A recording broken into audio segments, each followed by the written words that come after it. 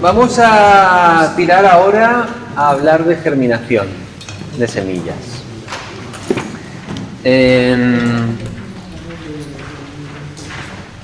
Vamos a empezar por aquí.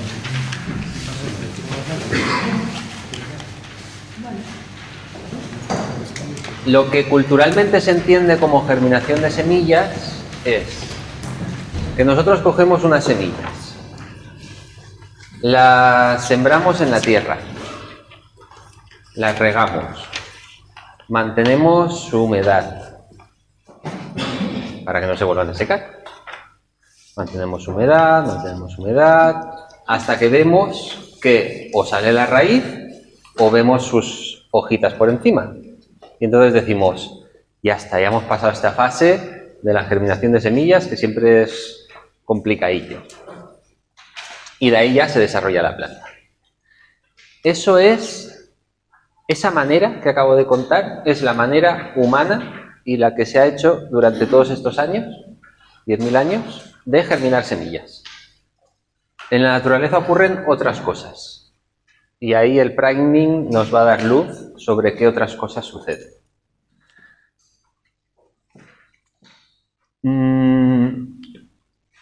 ¿Qué pasaría si nosotros sembramos unas semillas, las regamos, pero dejamos que cuando ellas están ahí, que quieren germinar, haciendo su caminito hacia germinar, le cuesta unos días o unas semanas, dependiendo del frío que haga, y en ese proceso nos olvidamos y se seca el suelo, se secan las semillas? ¿Qué les pasa a esas semillas? ¿Se han muerto? No se han muerto. En un proceso de latencia secundaria.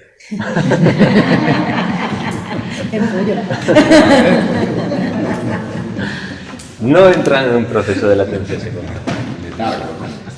No. No se mueren.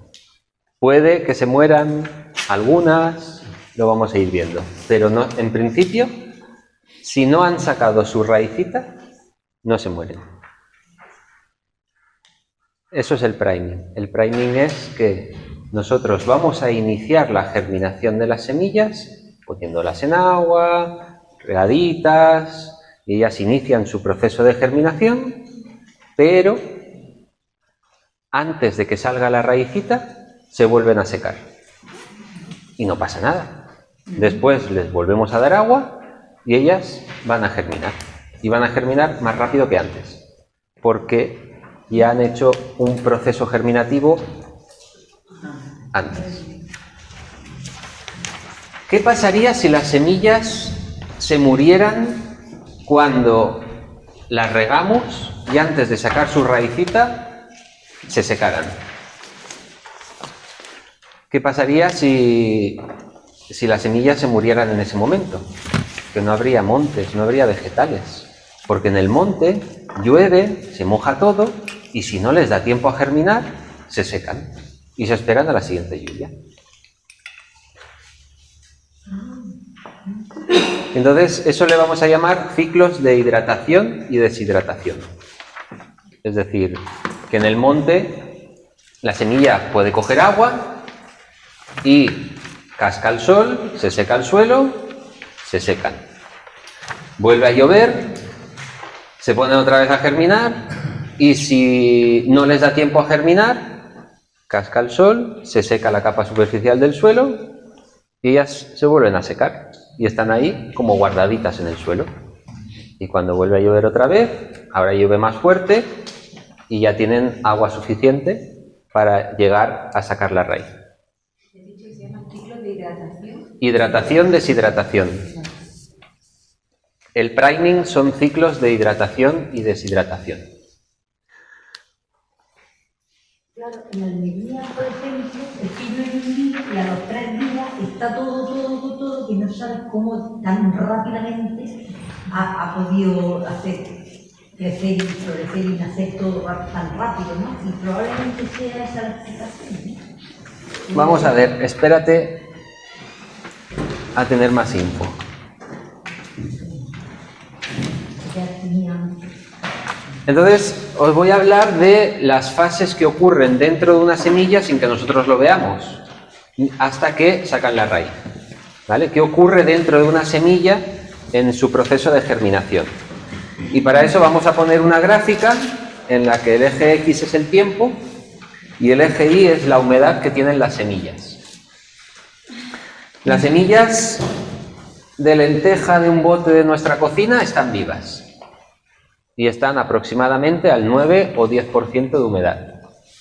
La humedad de una semilla se mide por el agua que tienen dentro. Si tiene un 10% de humedad es que tiene 10 gramos de agua y 90 gramos de materia seca. Aproximadamente, para hacerse una idea. Entonces, la semilla empieza aquí. Si en ese momento nosotros la regamos, ella se empieza a hidratar. O sea, la humedad aumenta con el tiempo. Pero aumenta hasta un momento dado que se estabiliza. Ese primer momento se le llama la fase 1 de germinación, que es la fase de imbibición, la fase de que la semilla se cargue de agua. Es decir, una semilla evolutivamente ha podido caer de la planta con la posibilidad de volverse a secar y poder estar almacenada en el suelo, sin morirse. Y después necesita rehidratar los tejidos para poder volver a nacer. Entonces, lo primero que hace es hidratarse. En ese momento, básicamente, solo se hidrata, es decir, solo coge agua, no está haciendo nada más. Pero después, en el momento en el que ya no coge más agua, la humedad permanece estable durante, dependiendo de especies, horas o días, semanas o meses en algunas especies forestales. La humedad permanece estable y a eso se le llama la fase 2. En esa fase se repara el ADN. En esa fase los almidones que tiene la semilla se transforman en azúcares, las proteínas se transforman en aminoácidos y toda la semilla está poniendo todos los recursos que tiene a disposición para que cuando salga la raíz tener toda la energía disponible para tirar para adelante. Y en esta fase necesita mucho oxígeno, es decir, necesita respirar. Si una semilla no puede respirar, no puede hacer esa fase de descomponer las reservas que tiene en cadenas más cortas, ni puede reparar el ADN. Esto se traduce en que si yo aprieto el suelo después de sembrar y hay menos oxígeno disponible, la semilla tardará mucho más en germinar que si dejo el suelo mullidito encima de la semilla.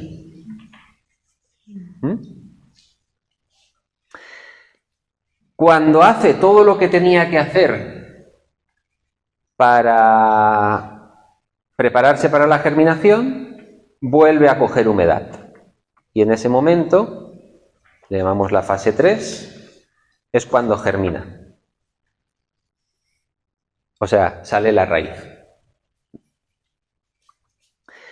Esto ocurre para todas las semillas existentes. Se llama modelo de germinación trifásico, ¿no? Fase 1, fase 2, fase 3.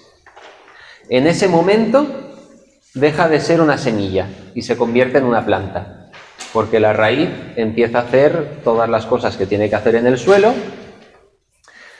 y ya va a empezar a querer sacar las hojitas para arriba.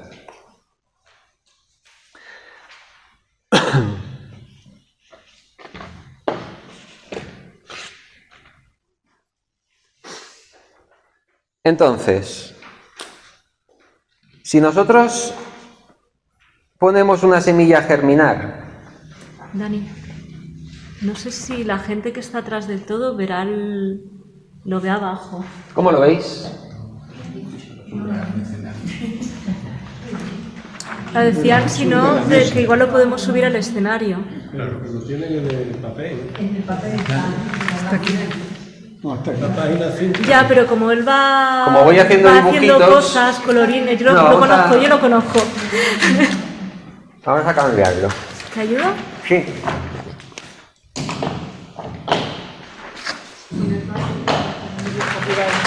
Ya.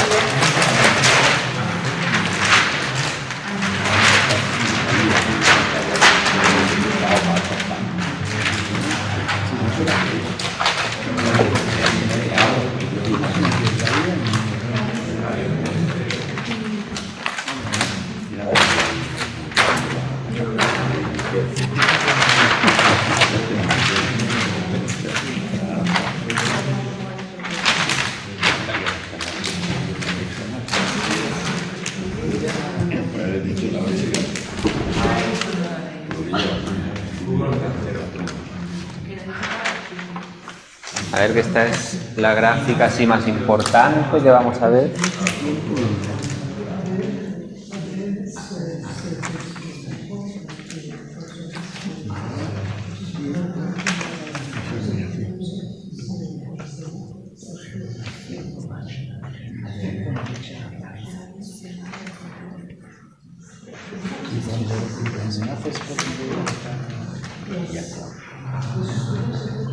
Vale.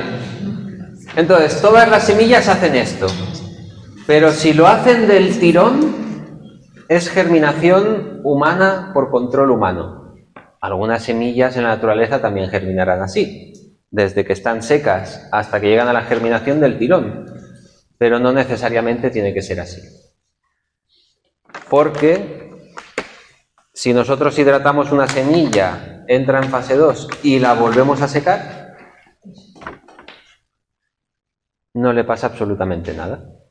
Después la volveremos a hidratar y ella continuará haciendo su fase 2. Y cuando llegue el momento, germinará. Entonces, ¿qué pasa? Que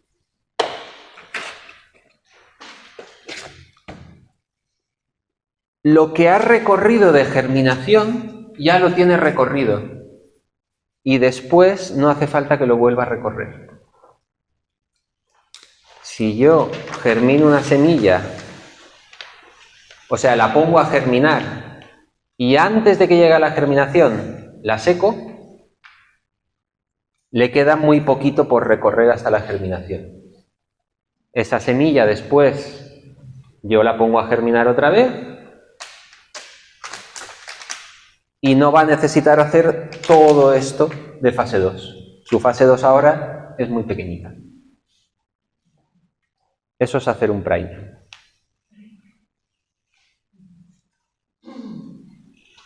¿Cómo afecta eso a la semilla? Como los nutrientes, como los recursos de la planta, almidones, proteínas y tal, se han puesto a disposición para germinar, esta semilla ya no tiene la capacidad de almacenarse durante años. Es el único inconveniente que tiene el hacer un priming. La semilla se queda como más expuesta. Además, sus cubiertas se abren y están más expuestas a microorganismos.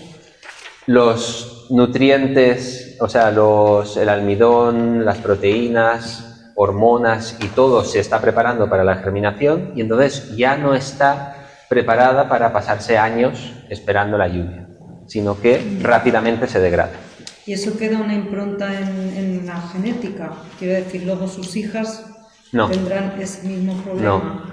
No. Lo que hace esto es dejar una impronta en la genética que abre lo que se llaman caminos metabólicos. Es decir, esa semilla va a estar más preparada frente al estrés hídrico. Pues ya la estamos estresando. Porque la estamos estresando. Va a estar más preparada frente a los choques térmicos. Va a ser más productiva. Va a germinar más rápido. Va a germinar más homogéneamente. O sea, en vez de tardar entre 4 y 10 días en germinar, germinará entre 2 y 5 días. O sea, se acorta el tiempo en el que todas las semillas nacen. Pero no se queda una impronta epigenética que se lleve hacia la siguiente generación. O por lo menos no lo sabemos todavía. Te iba a preguntar, No lo sabemos todavía. Vale. Pero es que en la naturaleza esto está pasando constantemente.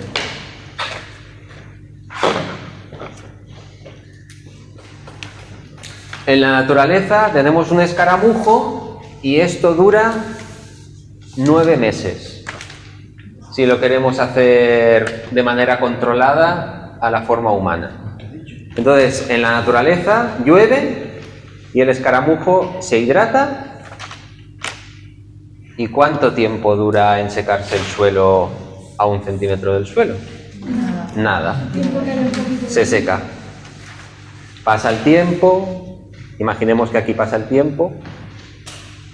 Llueve otra vez dentro de 4 meses, como suele llover aquí, cada mucho tiempo, se hidrata, hace un ratito y se vuelve a secar. El escaramujo necesita aproximadamente 6 meses de calor húmedo, de calor en humedad, y otros 3 o 4 meses de frío en humedad. En humedad quiero decir que la semilla esté hidratada. Entonces, estos espacios que hay aquí,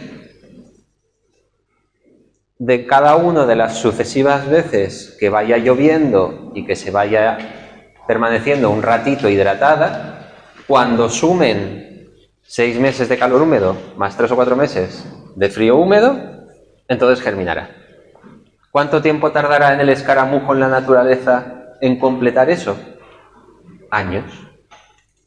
Dependiendo de, porque hay igual un invierno no llueve, llueve en primavera y ese año no tiene ninguna porción de frío húmedo, porque no ha llovido en invierno, ¿no? Eso es lo que quiere el escaramujo. No es lo que queremos nosotros como reforestadores, es lo que quiere el escaramujo. ¿Por qué? Porque esa semilla que tarde años en germinar se habrá alejado de su planta madre. O sea, las semillas quieren dispersarse en la naturaleza, ¿no? Entonces, cuanto más tarden en germinar, mejor para ellas. Más lejos estarán de su planta madre. Y por eso existen los mecanismos de latencia, ¿no? ¿Cuántas formas posibles hay de germinar de un escaramujo? Ahora tenemos otra semilla diferente de esta, que cae al lado de una roquita que le hace sombrita. Y entonces va a permanecer... Cojo otra rótula.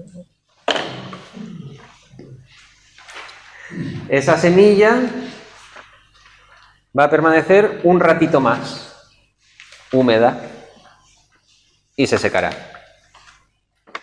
Y entonces la forma de germinación de esa otra semilla de escaramujo de la misma planta va a tener otros ciclos diferentes de duración, de temperatura. Al final, todas las semillas de un mismo escaramujo van a germinar de maneras diferentes. Y eso da una diversidad que la naturaleza quiere, porque no sabe lo que va a pasar en el futuro. Eso quiere decir que todas las semillas de escaramujo que hay en el suelo de un bosque están en estados, se llama fisiológicos diferentes.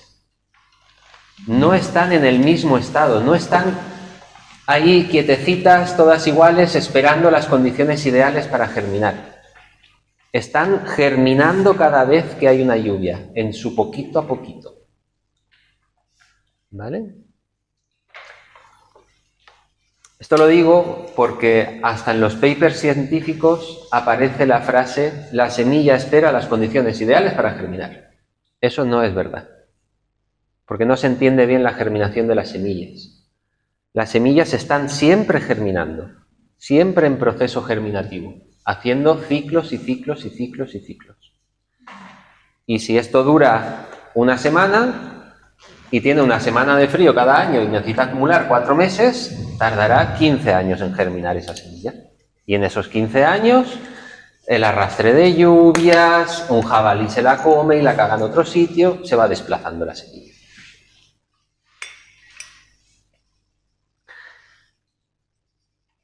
¿Qué me decís del priming?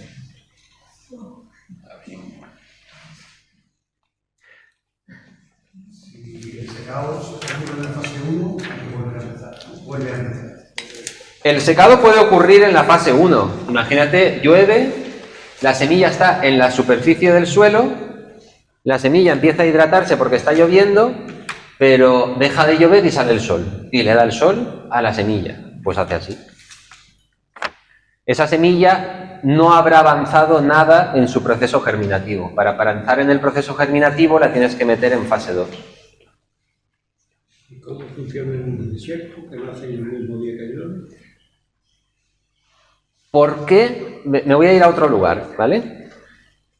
Vosotros en vuestro huerto, de repente veis que las semillas de las malas hierbas germinan muchísimo más rápido que vuestras semillas. ¿Por qué?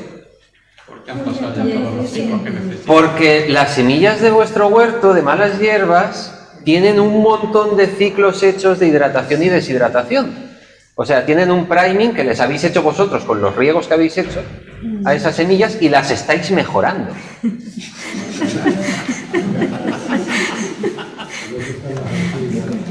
Y esas plantas mejoradas de malas hierbas van a ser más productivas, van a crecer más rápido, porque les estáis haciendo priming.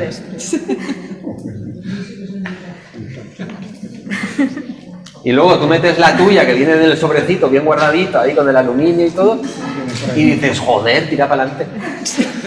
Y no va.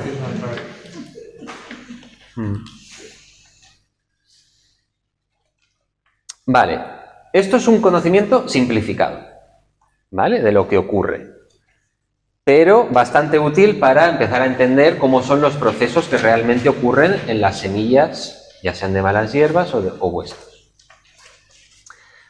De todos los procesos que una semilla puede hacer para germinar, porque habéis visto que puede haber multitud de ciclos de hidratación-deshidratación, o puede haber solo un par hasta que germine, ¿no? Podrían pasar muchísimas cosas. ¿Qué hacemos? ¿Cómo podemos utilizar el priming? Pues básicamente hacemos dos cosas. Porque los humanos somos así de simples y no hacemos la diversidad que hace la naturaleza. Lo que hacemos es germinar, o sea, iniciar como la germinación de la semilla y cuando esté a puntito de germinar, la secamos. Esto negro se llama hidropriming. Y es un tipo de los primings, de los muchos que hay, que suele salir bastante bien para mucha cantidad de semillas.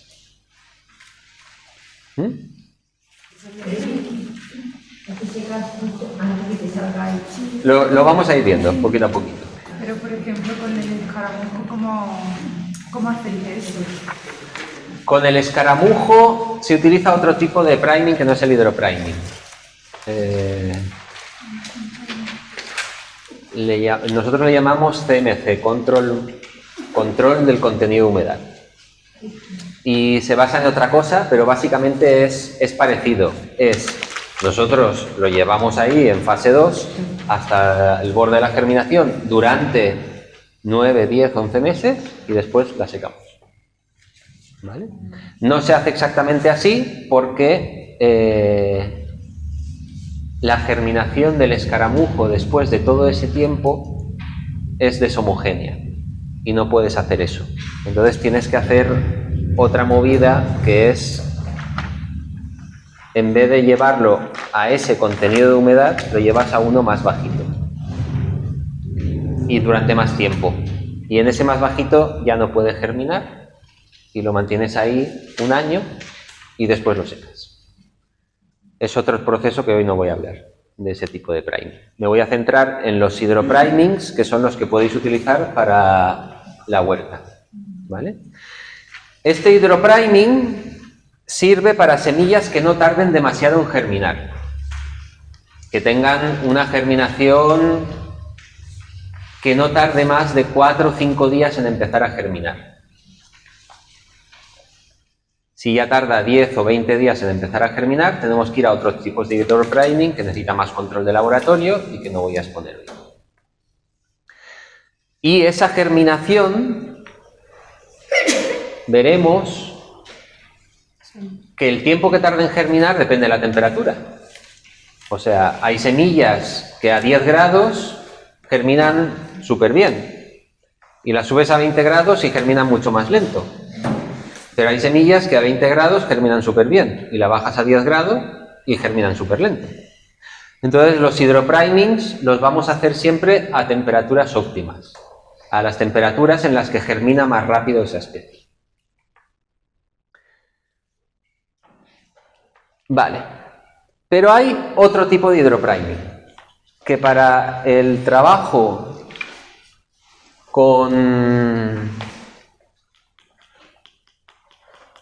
que para el trabajo con variedades locales es muy interesante. Y es un hidropriming que sirve para las semillas envejecidas. Es decir, las semillas envejecidas, sabéis que a vosotros un tomate os germinaba el 80% el año después de haberlo cosechado, y pasan 3 años, igual no lo habéis almacenado demasiado bien y ya os germina solo el 10 o el 15% de las semillas. Ese 10 o 15% de las semillas se puede subir a un 30 o un 40% si le hacemos un priming como de rejuvenecimiento o algo así.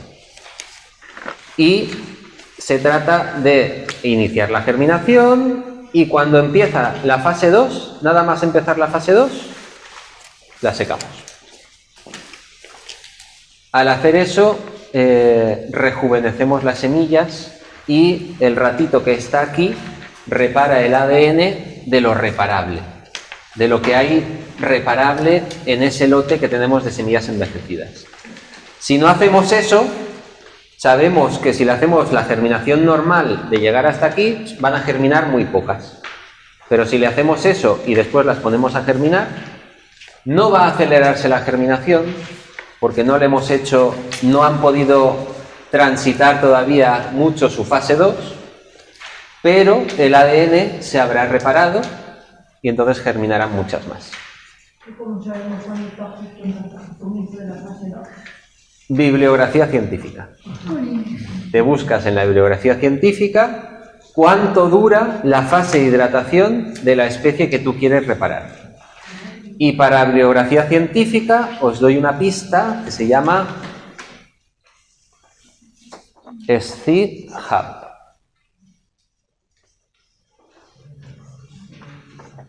No sé si... SciHub.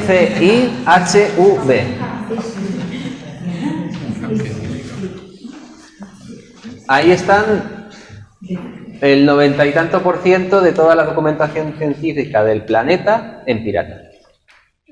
¿Esto está en la bibliografía, Dani? No, no lo he puesto. A veces falla un poco porque tienen los cracks que llevan esto, tienen que pasar el servidor de país a país, porque si no, porque ahora llega a España y dice, ¿estás ahí? Y te lo corto. Y entonces se lo llevan a otro país y va cambiando de país. Son cosas piratas. Pero ahí está todo gratis, porque cada paper, cada cosa que tú quieras encontrar, tienes que pagar 25, 60 o 300 euros por cada documento que has pagado tú con tus impuestos, pero que luego hay que volverlo a pagar. Entonces, con esto podéis buscar muchas de las cosas que vamos a ir viendo hoy, que vais a necesitar para poder hacer vuestras cositas con vuestras semillas. ¿Sobre reparación de semillas de tomate sabes hay algo?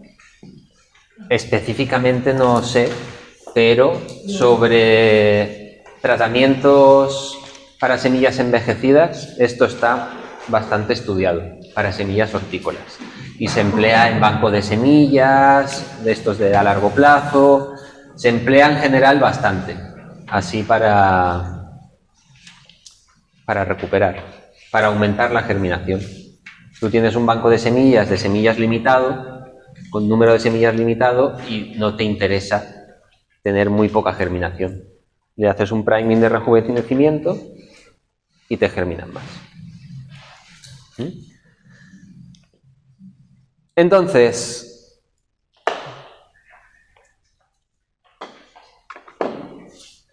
¿cuáles son las cosas, los parámetros que necesitamos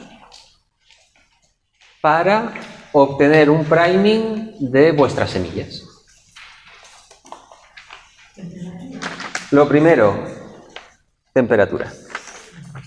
¿A qué temperatura? No se ve. No se ve.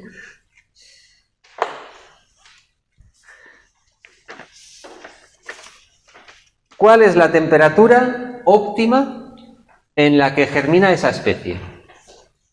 Porque si nos vamos a poner a hacer un priming, necesitaremos saber si lo hacemos a 10 grados, a 15, a 20, a 25, a 30, a 35, ¿no? El pepino germina muy bien a 33. pero el perejil a 10. Entonces, cada especie va a necesitar una temperatura diferente para hacer el tratamiento. ¿Cómo averiguamos? Os ponéis a probar vosotros con diferentes temperaturas, que no os lo recomiendo porque es un trabajazo y además tendríais que hacer movidas así para obtener esas temperaturas, o os vais a la literatura científica. Germination pepino seeds y os buscáis una gráfica donde aparezca la germinación del pepino a diferentes temperaturas. Luego por ahí en la documentación tenéis de eso, luego lo veremos. Y entonces ahí ya podéis decir, mira, el pepino le gusta a 30 grados. Es como más rápido germina. Esa es la temperatura idealmente que tendríamos que utilizar. Luego otra cosa es que la podáis obtener. Porque si vuestra casa está entre 17 y 23 todo el año, pues no podéis tener 30 grados y tendréis que adaptar el método. Lo vamos a ir viendo. Pero lo primero es, ¿cuál es la temperatura óptima? Y para vosotros esto también es la temperatura posible. Para vosotros, en vuestra casa. Si tenéis un laboratorio, pues temperatura óptima. En casa, también temperatura posible. Después, mira, nos vamos a ir a la página... Nos vamos a saltar cosas y iremos volviendo poco a poco. Página 11. Ahí tenéis la germinación de zanahoria a diferentes temperaturas. 25, 20, 15, 10, 5 y 2 grados. Entonces, en este gráfico, que aquí está el tiempo, los días, y aquí está la acumulación de la germinación en el eje Y, vemos que a 2 grados germina poco y súper lento. Conforme aumentamos la temperatura, va tardando menos en empezar a germinar, y a 5 grados empieza a germinar el día 7 y ya germina al máximo.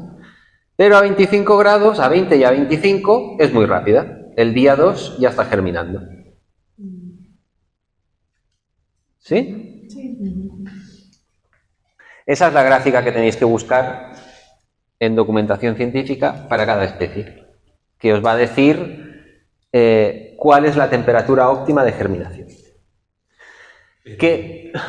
Una cosa, aquí lo que tiene es la temperatura, dice los días de germinación, pero no de fase 1 o fase 2. No, ahí te dice los días. Es decir, lo que nos dice es este punto. Sí, ya, pero si lo que queremos hacer un priming, no necesitamos ese punto. Si queremos hacer un priming a semillas que sean nuevecitas, necesitamos ese punto. Vale. Si queremos hacer un priming a semillas envejecidas, necesitamos este punto. Vale. ¿Y ese hay que buscar curva de hidratación. Curva de hidratación. Y ese es más complicado de encontrar. Por especie, aquí está. Claro, cada especie. Porque cada especie tiene un tiempo de hidratación diferente, cada especie tiene un tiempo de fase 2 diferente y cada especie tiene un nivel de humedad en fase 2 diferente. Eso es imposible de encontrar en las casas de semillas. ¿En las? En las casas de semillas, en las páginas web de las casas de semillas. Científico. Es que el puzzle no está hecho. Esto es lo que quería decir. Alguien podría haber hecho ya una recopilación de toda la información, eso lo tienen las Monsanto y demás, pero no está a disposición. Esa información no está para hacer el puzzle. En semillistas nos ocupamos en lo forestal y estamos haciendo esto para las especies forestales. Pero para semillas locales de cada uno es otra historia. Entonces, por eso digo que sois punta de flecha. ¿Vale? Y por eso, cuando alguien molaría tener una plataforma digital donde poder, ha encontrado una curva de germinación del perejil, se cuelga ahí y ya la tenemos todos, ¿no? Pero además estamos en Andalucía y esto de las redes pues nos cuesta un poquito. Vale, vamos a fijarnos en el hidropriming óptimo. En este de aquí, le vamos a llamar. Más que en el de rejuvenecimiento, ¿vale? Nos vamos a fijar en este. Lo siguiente que necesitamos encontrar es el tiempo que tarda en iniciarse la germinación. Y en la misma gráfica que habéis visto cuál es la temperatura óptima, pues vemos que a 20-25 grados es a los 2 días que empieza a germinar. 25 grados, pero ¿por qué?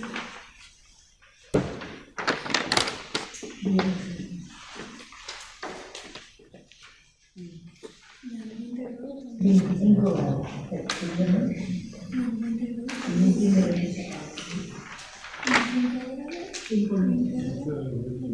Esta gráfica de aquí es la de 25 grados, 20 y 25, y entonces empieza a germinar a los 2 días. Pero a los 20 grados también, ¿no? A los 20 grados también no hay mucha diferencia entre los 20 y los 25. Los dos nos servirían. Esas dos temperaturas nos servirían para la zanahoria. Y a partir de los 15 sí, por el día. A partir de los 15 grados tardaría 3 días en empezar a germinar. Una cosa es ese punto y otra cosa es los 2 o 3 días que vemos en la gráfica. Es decir, cuando ya ha empezado a germinar a los 2 días, significa que ha empezado a germinar quizá a las 40 horas, no a las 48 horas, que son los 2 días. ¿Vale? Nosotros en semillistas, cuando hacemos esto con una especie, el momento de que empieza a salir la raíz en alguna de las semillas, lo tenemos que estar bicheando cada 12 horas para pillarle cuál es el momento en el que sale la raíz. Porque ahí nos tenemos que imaginar, bueno, hay unas poquitas que han germinado a los 2 días. ¿Qué significa? Que más o menos este punto puede estar a las 40 horas. ¿Me entendéis qué quiero decir? Entonces, si para este caso decimos que la óptima es 20 grados, que es una temperatura muy casera, muy que podéis tener en casa, 25 grados nos iríamos más al verano, y el tiempo que tarda en germinar son 40 horas, ya tenemos todos los parámetros que necesitamos para hacer un hidropriming. Ahora falta el método, ¿no? ¿Cómo hacemos eso? Pero con estos dos datos lo tendríamos. ¿Quiere decir que nuestro tratamiento de priming lo vamos a hacer de 40 horas? No sabemos. En principio, no sabemos si acercarse demasiado a la germinación y secar va a ser bueno para la especie o no. O si nos tenemos que quedar un poquito más lejitos. Entonces nosotros lo que hacemos es probar aquí diferentes tiempos. Podemos probar un día, 24 horas, 32 y 40 horas. Y hacemos 3 primings diferentes, las ponemos luego a germinar y vemos cuál funciona mejor. ¿Ok? ¿Sí? Digamos, es una investigación pero muy empírica, muy de... no necesitas... es una investigación basada en una metodología. Obtienes, ¿cuál es tu temperatura óptima? Obtienes este dato, tienes que probar 2 o 3 tipos de priming, luego hacer la prueba de germinación y ya lo sacas. Hay un método para obtener cuál es el priming mejor para tu semilla. Entonces, es diferente que ponerse a descubrir cómo funciona. Eso sería investigación, ¿no? Tú al final estás aplicando un método para llegar a cuál es el tratamiento óptimo para tu especie. Eso no quiere decir que la zanahoria, por ejemplo, si tú le haces un priming de 24 horas, que es de los valores típicos que tenéis en un cuadrito detrás del todo, eso no vaya a mejorar. Es decir, es posible que a 32 horas, para esa zanahoria de ahí, vaya un poquito mejor después la germinación que si haces el priming a 24 horas. Pero a 24 ya va a ir bien. Va a mejorarte la germinación, va a ser más productivo, tralala, tralala. Ya le vas a meter beneficio que antes no tenías, ¿no? Entonces, hay mucha gente, así que yo he podido leer por internet, que en vez de ponerse a aplicar una metodología para ver en su variedad cuál es el priming más óptimo, cogen y dicen, pues a las zanahorias le aplico 24 horas. Y chimpum. Ven una vez que ya le produce beneficio y no quieren obtener el más óptimo de todos, ¿no? Se quedan con el de 24 horas que ya produce un beneficio.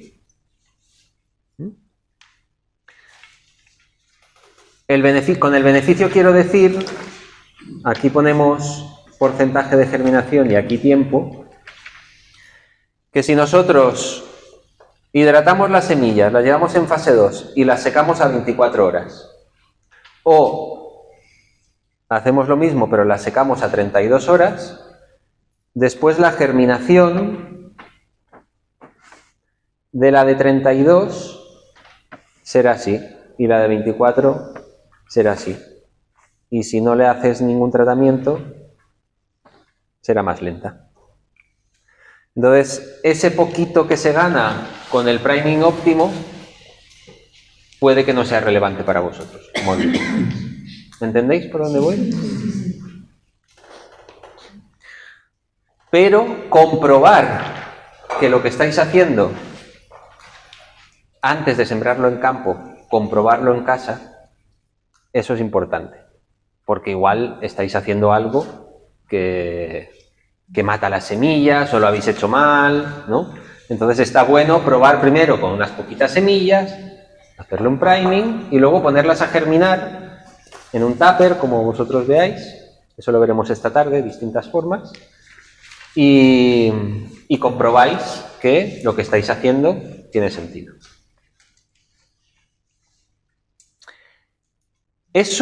¿Hacer todo esto tiene sentido como pequeño agricultor? Depende. Estamos en Andalucía.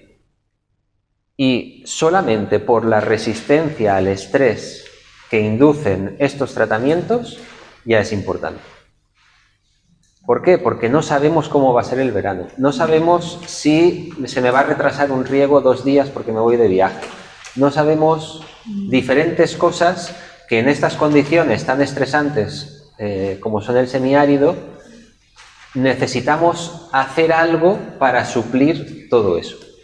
Si viviéramos como antes se vivía, con el ojo puesto en nuestro huertito, pues igual no hacía falta. Con un clima más estable, pero es que ahora estamos en un momento en el que ni el clima es estable ni nuestras vidas son estables. Y necesitamos hacer cosas para compensar. Para el tema del estadístico, o sea, si en vez de llevar a 32 y hacer como varias bajadas de secación, ¿aumenta la resistencia al estrés? ¿O no tiene nada? O sea, digo, de secarla varias veces, pues decir, oye, mira, Sí, habría que estudiarlo.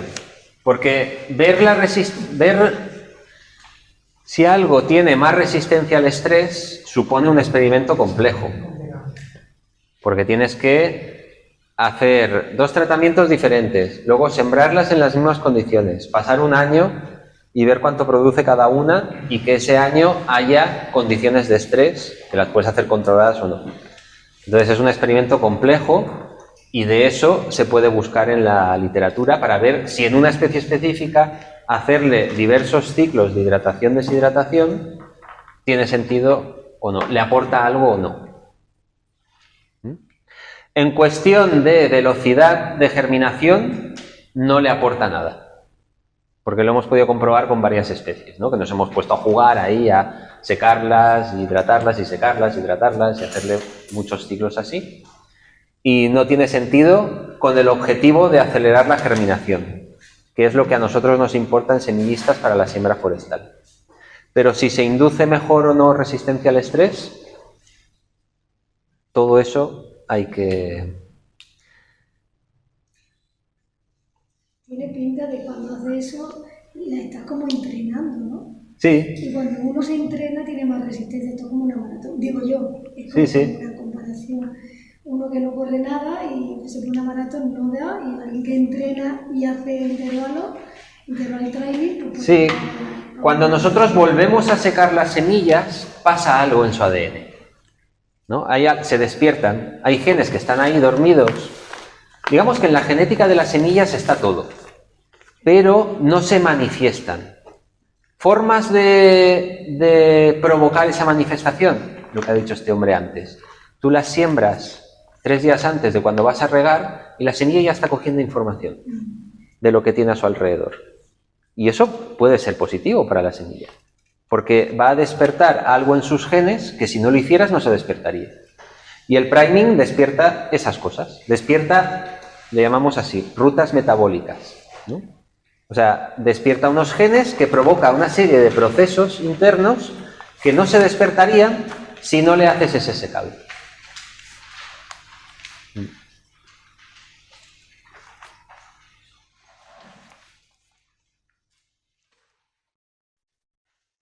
Vale.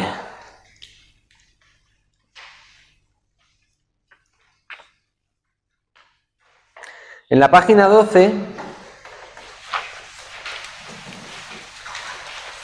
tenéis unas semillas de zanahoria, 2 variedades, se llaman Bangor y Triunfo. No os fijéis en el H1, H2, H3, que son diferentes contenidos de humedad del suelo donde se han sembrado. Fijaros en que hay una especie que germina aquí, una especie germina más rápido, en este caso un poquito más de 48 horas y empieza a germinar, y la otra tarda 96 horas en empezar a germinar. ¿Sí?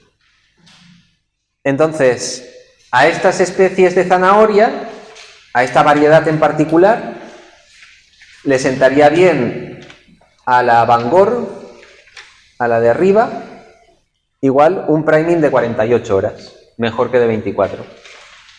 Y a la otra variedad, que tarda 96 horas en germinar, le sentaría bien de 80 horas, algo menos de 96, porque en 96 ya ha germinado algo.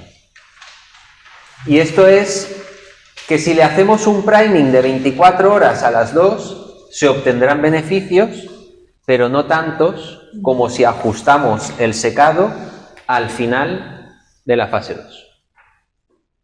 ¿Sí? Y para eso requiere que vosotros germinéis vuestra especie y veáis cuándo germina. Porque obtendréis variedades que germinen más rápido, otras que germinen más lento, y entonces se puede adaptar el priming a eso. Se pueden adaptar los parámetros del priming a eso. Disculpe, solo una pregunta. Concretamente para semillas de verduras, más o menos, ¿cuánto tiempo usted puede recomendar que hacemos el priming antes de germinarlas en definitivo para poder? ¿Un mes, 2 semanas antes? Antes de sembrar, dices. Sí, antes de... Digamos que en este tipo de priming, a los 3 meses se empieza a perder el beneficio que has obtenido. Pero un mes, 3 Un mes, días, sí, semanas, un mes, 2 meses, está bien. Tú puedes, por ejemplo, decir, empieza la temporada de sembrar de primavera. Entonces llega a finales de febrero, te preparas tus semillas con priming, se secan, las almacenas en bolsitas y las utilizas. Cuando empiece la temporada de verano, vuelves a hacer priming a las especies que quieres sembrar en verano, ¿no? Y entonces vas haciendo así esas tandas a lo largo del año para tener durante una temporada de 2 meses semillas listas para sembrar. Ese es el único inconveniente gordo que tiene hacer priming. Y está resuelto, pero todavía no está publicado. Es secretito de esos que hay por ahí. Está resuelto hacer un priming al tomate y que el beneficio dure más de 2 años. Porque claro, esto para la industria es fatal. Hacer semillas con priming y que no las puedas vender dentro de más de 3 meses, fatal. Entonces todo eso ya se han puesto ahí, lo han resuelto, pero no han dicho cómo. Y eso que ese estudio está pagado con fondos de Next Generation, europeos. ¿Vosotros cómo hacéis el priming? ¿Ponéis un cristal? ¿Cómo? ¿Cómo hacéis el priming? Ahora vamos a eso. Estoy en el entendimiento de qué es todo esto. Luego vamos a lo concreto. Lo está diciendo. Cuando germina dices, ¿no? Como no sea algo transparente. Vale.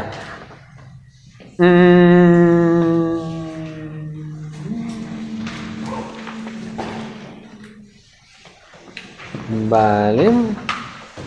Pues creo que vamos a ir ahí y luego hablamos de otra cosa, sí.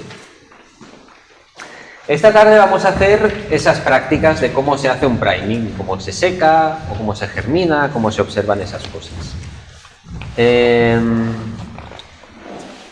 Pero lo lanzo ya para los impacientes. Gracias.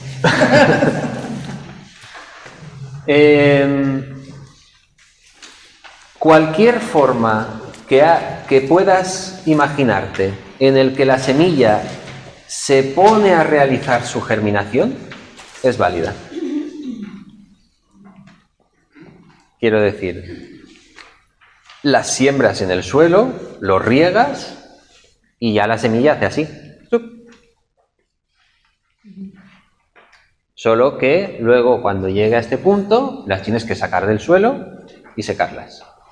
Entonces nos interesa tener un suelo que sea fácil de separar de las semillas, para que luego se puedan secar bien las semillas. Mira, porque imagínate las de lechuga, ¿no?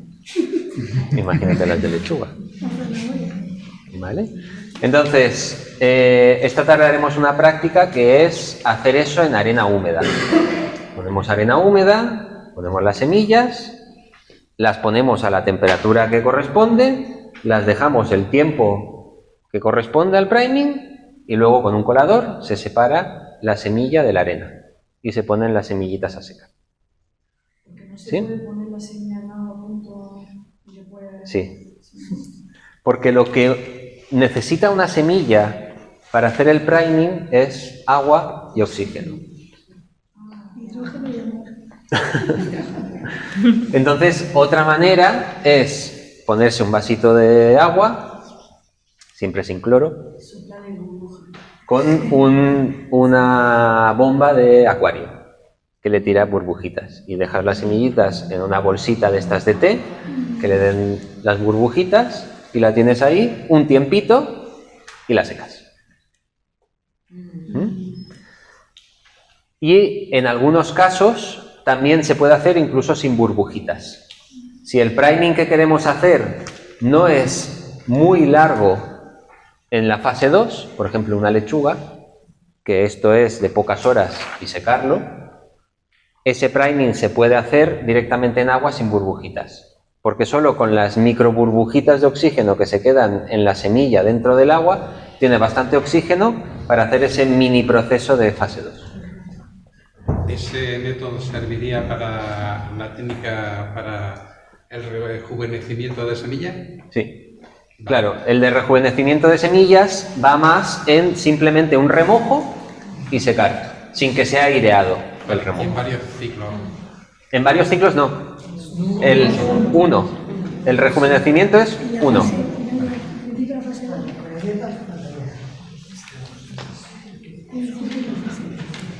Luego, si tenemos tiempo, comento, y si no te comento en privado, cómo se puede obtener la curva de hidratación de las semillas, porque si te interesa el rejuvenecimiento y en la documentación científica es muy difícil encontrar cómo son esas curvas de hidratación para cada una de las especies, se puede hacer, tú lo puedes hacer en casa.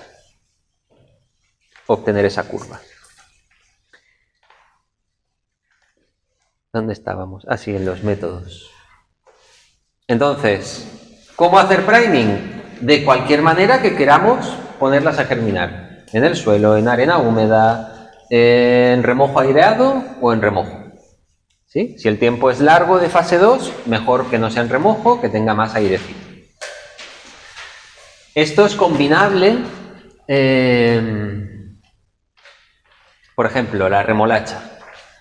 La remolacha tiene muchos inhibidores de la germinación. Son unas sustancias químicas que tiene en su piel externa que no le dejan germinar. Y hasta que no tiene varios lavados de lluvia o de riego, esa semilla, y no se disuelven esos inhibidores, la semilla de remolacha no germina, o germina muy poca, o germina súper lentamente. ¿Sí? Entonces nosotros podemos iniciar un remojo aireado de la remolacha y cada hora cambiarle el agua. Y vamos quitando esos inhibidores. Lo hacemos 3 o 4 veces, le hemos quitado todos los inhibidores y luego completamos el periodo de priming que queríamos hasta que la secamos.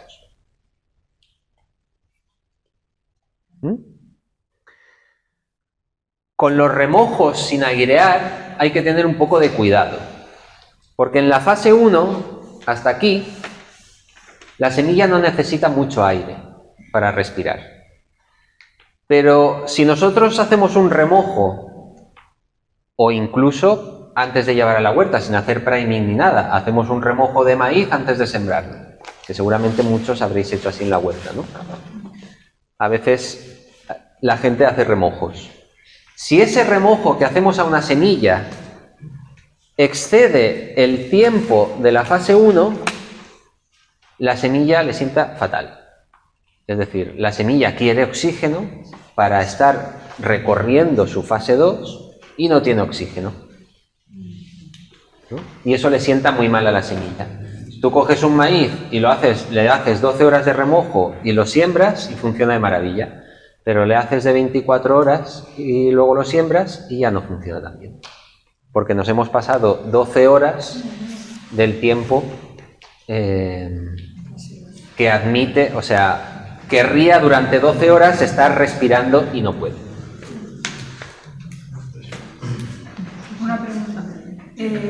La semilla, o sea, ¿se podría decir que tiene fecha de caducidad, por ejemplo? O sea, ¿cuándo se consideraría que una semilla ya no es viable, por ejemplo? Cuando la pones a germinar y no te germina. Es que no hay, digamos, te puedes basar en tablas, te puedes basar en lo que quieras, pero todo depende de cómo almacenes la semilla. Pero hay semillas que duran más que otras. Hay semillas que duran una chiribía, en menos de 1 año y medio ha perdido toda la viabilidad, pero luego hay semillas que pueden durar un montón de años. Las dos, si tú las almacenas bien, te aguantarán más que esos periodos que puedes estar acostumbrado. Y almacenarla bien significa que, por ejemplo, no se guarden en papel, porque al guardarla en papel están expuestas a la humedad del aire y entonces, en vez de estar al 9% estables, que viene lluvia, suben al 10%. Que luego se secan, bajan al 8%. Y entonces esa fluctuación de la humedad de la semilla le sienta fatal. Entonces, súper importante, o botes de cristal o bolsitas de plástico para guardar las semillas. Eso es una de las cosas que menos se hace en la gente que guarda semillas. Almacenarla bien respecto a la humedad que tiene la semilla, ¿vale? Y si tú la guardas al 9, te durará X años. Pero si la guardas al 8, te durará 2 por X años. Si la guardas al 7, te durará... Cada punto que bajes de humedad de la semilla en el almacenamiento de humedad, en vez de al 9, al 8%, al 7%, al 6%, cada punto que bajes te duplica el tiempo de almacenamiento que la puedes tener. O sea, que deberían de estar selladas. Selladas, una. Y luego, antes de sellarlas, antes de guardarlas cerradas en un bote de cristal o en una bolsa de plástico, hay que secarlas bien. Si las puedes almacenar al 4 o al 5% de humedad, te van a aguantar décadas. Si las guardas al 9, 4 años. Si las guardas al 9 con fluctuaciones, en 1 año y medio ya las tienes envejecidas. Y después el siguiente factor es que las guardes a 4 grados, mayor que 1. Si las congelas, pasamos a otras historias y solo se emplea para bancos así a largo plazo, lo de guardarlas a menos 18. Si fuera constante y óptimo para cada semilla, entonces sería para siempre, no hubiera como la semilla tendría que morir, ¿no? Entonces... Hombre, siempre la semilla da igual el frío que tenga o la humedad a la cual la bajes, que siempre ella está respirando. Sí. Y siempre está consumiendo reservas. Y en ese proceso de desecación, su ADN se rompe por aquí, se rompe por allá, que luego lo va a reparar aquí. Va a reparar lo que pueda. Lo que no puede, no lo puede reparar. Entonces el almacenamiento siempre es una degradación de la semilla. Toda la vida tiene su tiempo.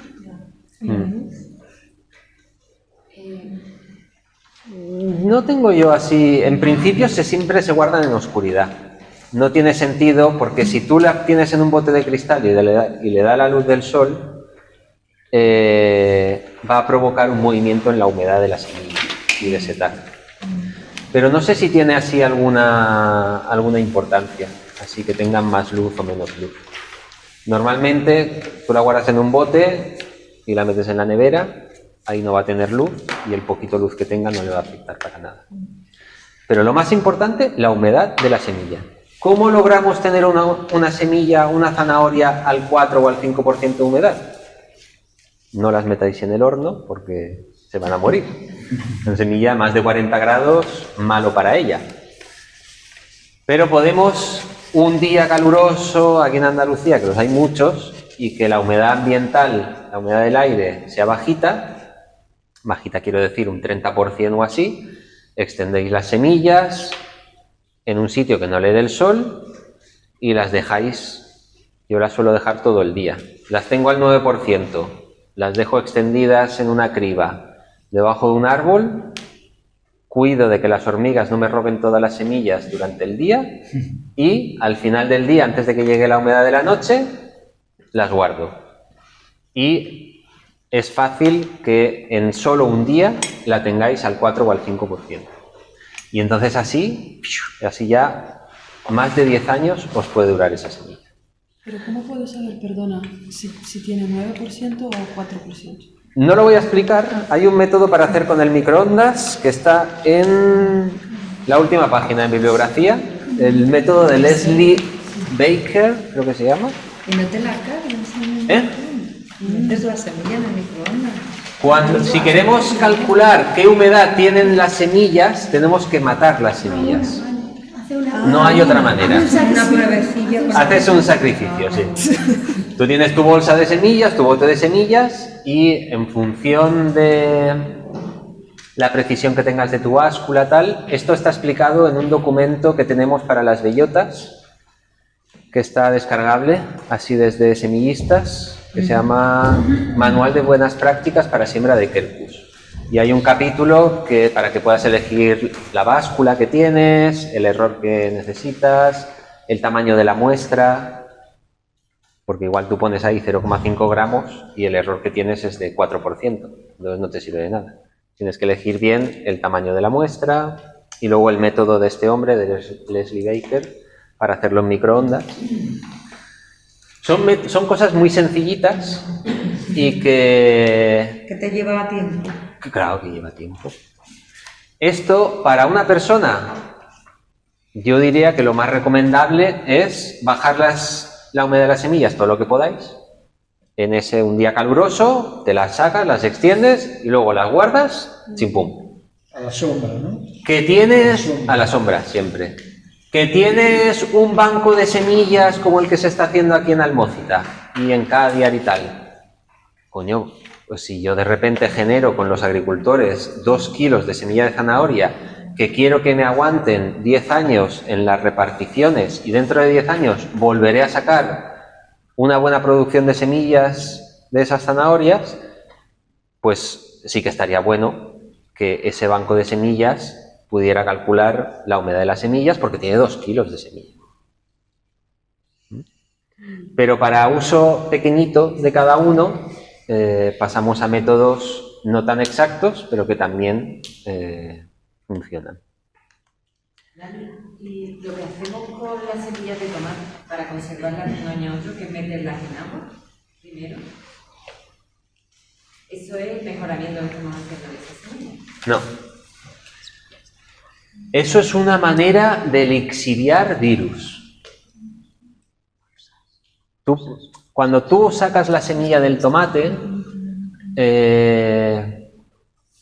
y la sacas de la pulpa y las metes en agua, y creo que hay que dejarla como 2 o 3 días ahí. Sí, esa semilla no está aquí. Tú no la tienes seca, almacenada y te pones a hacerle eso. Tú la tienes de dentro del tomate. Y esa semilla todavía no ha hecho su proceso de secarse para luego poder germinar. ¿Me entiendes? O sea, cuando las semillas están en el árbol, la maduración coincide con este nivel de humedad de la fase 2. Hay una curva que es que la semilla se va generando y va aumentando su contenido de humedad. Aquí humedad, aquí tiempo. Por ejemplo, una bellota, desde marzo hasta noviembre que se cosechan. Va aumentando la humedad de la bellota a medida que la bellota va creciendo y se va formando en el árbol. Y llega un momento en el que hace un pico y empieza a bajar. La bellota está madura cuando la humedad de la bellota coincide con la humedad de la fase 2 de germinación de la bellota. Esto pasa para todas las especies. Entonces, hace un pico de humedad y baja. Tu tomate, cuando lo sacas de la pulpa, está a este nivel de humedad la semilla. Viene antes en el tiempo de más humedad y ahí tiene esa humedad. Pero para poder germinar, tiene que secarse y luego germinar. Entonces, lo que le estás haciendo ahí no es un tratamiento de priming, es un quitarle virus, todos los posibles, todo lo que puedas quitarle. ¿Sí? Entonces, por eso se dice que es bueno como fermentar las semillas del tomate, porque son plantas propensas A coger virus. Sí. Se transmite, o sea, el tomate transmite mucho. Tú tienes una mata que ha cogido algo y en las semillas lo transmites a la siguiente generación, ¿no? La patata también le ocurre eso, pero la patata no trabajamos con semillas, sino con tubérculos y es otra historia. La temperatura también puede desinfectar, entre comillas, esos virus siempre que no sobrepase. Los virus son extremadamente resistentes. No hay formas así caseras. Bacterias, por ejemplo, otra cosa. Sí que podríamos con temperatura limpiada. Claro, tú metes las semillas en lejía y te cargas bacterias, hongos. Semillas. ¿No será mejor CDS? Nosotros desinfectamos las semillas, porque las pruebas de germinación que hacemos son dentro de neveras, esterilizado, y si no desinfectáramos las semillas, el hongo que tiene la semilla en su superficie, como no tiene nada más alrededor para comerse, se come la semilla. Entonces las desinfectamos con lejía, a proporción. Claro, a muy poquito. Hay especies que al 10%, especies que al 30%, especies que al 60%. Lo estudiamos. Eso también hay que estudiarlo. Sí. ¿Estamos más o menos en las 2:15? Vale.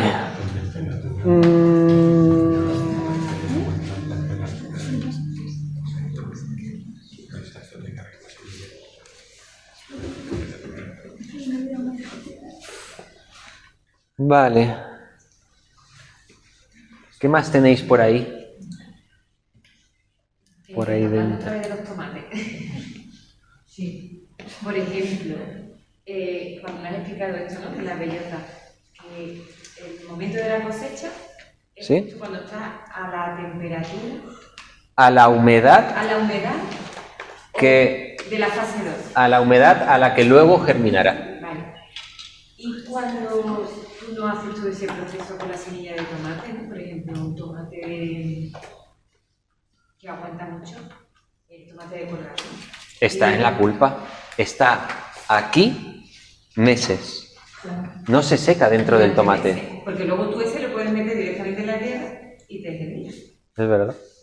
Porque eso lo hacemos a veces con el tomate este, ¿no? De colgar. Lo tienes ahí colgado. Y de ahí lo llevas sacas directamente. Lo llevas al intercambio de semillas, que lo hacemos en febrero, y la gente coge ese tomate, lo abre como mucho, un poquito, y lo echa en la tierra. Sí, sí, sí, sí.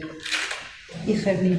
Lo que te puedo decir sobre ese momento es que aquí hay dos hormonas que se llaman ABA y ácido abscísico y ácido giberílico o algo así. Giberelinas o algo así se llama, ¿no? Eso es lo que regula si puede germinar o no. Durante todo el proceso de formación de la semilla hay ácido abscísico en exceso. Y cuando una semilla ya puede germinar, se cambia y se va el ácido abscísico y aparece el GA3, el ácido giberelírico, que no me sale hoy. Entonces, es probable que en ese almacenamiento del tomate así durante tantos meses haga ese proceso y pueda germinar. Como hipótesis. No lo sé.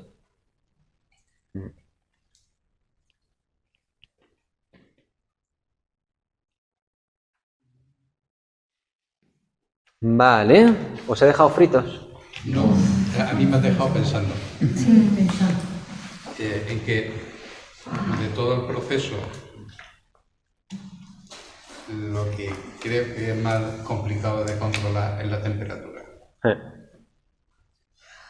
Dentro de casa. Nosotros, si Dios quiere y tenemos dinero este año, sacamos la documentación de cómo transformar una nevera doméstica en una cámara de germinación a temperatura controlada. Claro, más tiempo. También se pueden hacer incubadoras pequeñitas en casa. También hay como rejillitas de calor Sí. que seguramente tengan un sistema así Una con de USB. que se pueda regular y hacer pequeñitas cositas de temperatura controlada. Sí, tipo yogurtera Estaba para hacer pensando tempe. yogurtería o la Claro, cámara una de yogurtera dosiladora. a 40 grados ya lo tienes así estable. Sí, pero a 40 grados no puedo hacer priming. No. Pero aparte Pero para hacer tempe, por ejemplo, somos europeos, puedes hacer las tenemos cosas. acceso a China y China lo tiene todo. Entonces, es muy probable, ya no me he puesto a investigar, pero ahora que lo dices, para el siguiente curso me gustaría investigar un poquito para ver qué maneras caseras y baratas hay de controlar la temperatura. Es que lo que se me ocurre es un poco una barbaridad y es que si no puedes controlar la temperatura exacta, jugar con un rango. Claro. Claro, entonces al jugar con ese rango, lo único que pasa es que la curva, en lugar de ser una curva limpia y ascendente, pues la vas a tener con ondulación hasta llegar A ver, yo cuando... Por tanto, el tiempo no va a ser exactamente el que te marcaría una curva sencilla. Cuando yo empecé con esto, fue en la época del COVID, estaba encerrado y no tenía acceso a temperaturas controladas en casa. Y ahí es cuando yo descubrí el priming. Y el priming lo hacía en casa. Y en casa me va de 17 a 23. Y de 17 a 23 yo hacía la prueba de germinación de mi semilla y de 17 a 23 hacía su curva de germinación. De ahí le pillaba el tiempo máximo que lo puedo dejar en remojo aireado. Le hacía en mi misma casa a esa misma temperatura o ese mismo rango de temperaturas el hidropriming y después lo testeaba. Y eso funciona, es decir, no necesariamente necesitamos una temperatura estable, pero sí que sea replicable. Es decir, que si tú te calculas que tu zanahoria empieza a germinar a los 2 días y te has comprado un termómetro para ver a qué temperatura es, y dentro de 3 meses quieres hacer ese tratamiento, tendrás que chequear si tienes la misma temperatura que entonces. Porque si no, si tienes menos temperatura, igual ya no son 2 días, son 3 días. ¿No? Y eso complejiza la cosa de los primings caseros. Se me ocurre una forma de control de temperatura que es por un entorno que sepa que tiene una temperatura estable. Ejemplo, una cueva. Las cuevas son sitios que tienen unas temperaturas muy estables, tanto en verano como en invierno. Otra cosa es disponer de una cueva, un bajo de una casa, ¿no? Hay muchos sitios donde la temperatura se mantiene más estable durante todo el año y yo en esto recomiendo siempre tener el termómetro y chequear toda la casa, ir chequeándola con los meses e ir buscando qué sitio es el que mejores condiciones tiene para eso. Yo solo quería recomendar en el caso, por ejemplo, como yo tengo cortijo y instalaciones de agua caliente. Apropos este tema de momento. He comprado en Obi ¿cómo se llama? Como una máquina que mide la temperatura de superficie. Eso es una cosa muy manual, muy barata. En caso que alguien tiene instalaciones de agua caliente, yo, por ejemplo, controlo la temperatura de mis macetillas donde yo germino mis plantas, siempre en la tubería de cobre. Vale, hombre, estamos hablando de cosas privadas, no es de miles de plantas. Pero una macetita, por ejemplo, de ese tamaño, yo pongo una placa de cobre por encima de unas instalaciones de cobre. No sé si la gente quiere esto en la casa, eso es considerable. También cuando hago el pan, yo controlo la levadura de masa madre de esta manera. Se mide la temperatura de esa placa de cobre, como que continuamente circula el sistema, y eso permite una temperatura muy buena. Puede ser por la noche también, como el sistema nunca se deja frío. A mí en mi caso, dentro, por ejemplo, 23 y hasta 37, se puede regular la posición de su macetilla. Solo hay que dedicarse y todo el tiempo.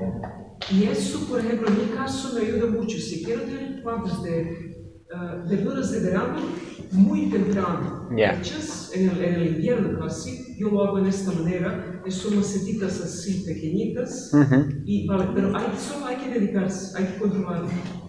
Eso es lo que yo puedo hacer según mi experiencia, cómo funciona el control de temperatura, así es. Yo creo que cada uno puede encontrar así las maneras en función de las necesidades que tenga.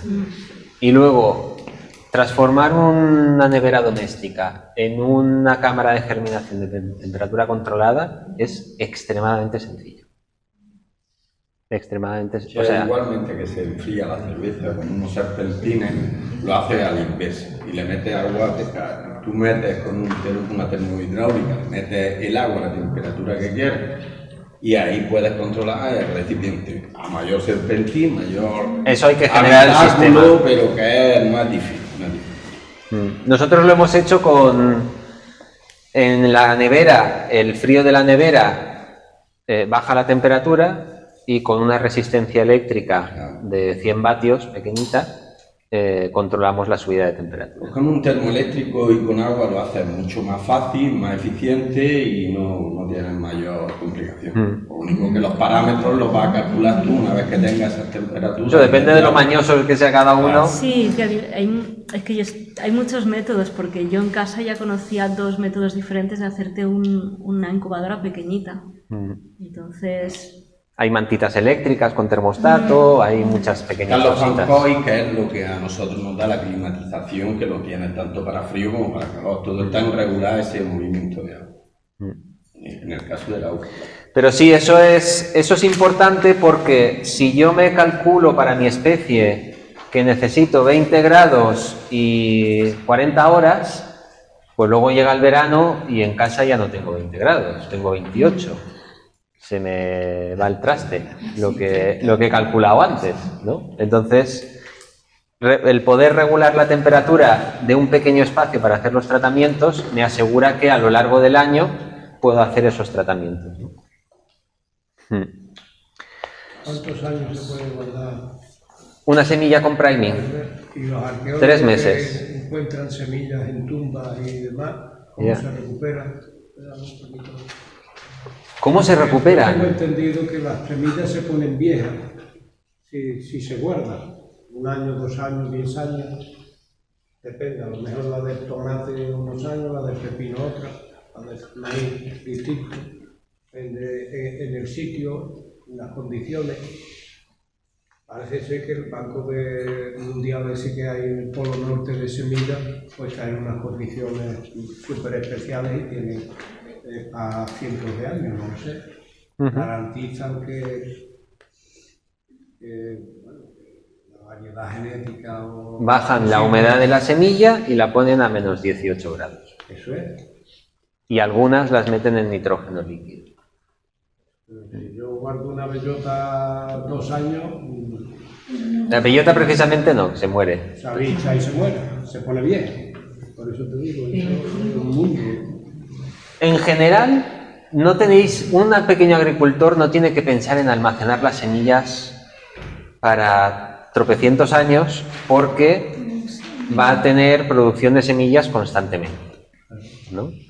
Lo que pasa es que, digo esto, acabamos y nos vamos a comer, que me está ya crujiendo la pancha. Por ejemplo, nosotros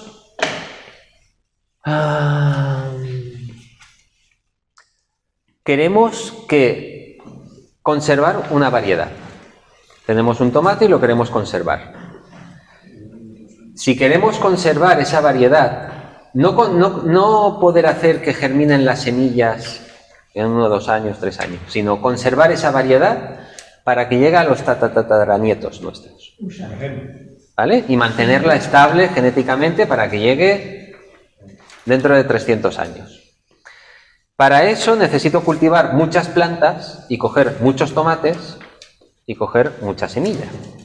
Porque si no cojo de diversidad de plantas, no tengo la variabilidad genética necesaria para conservar esa especie.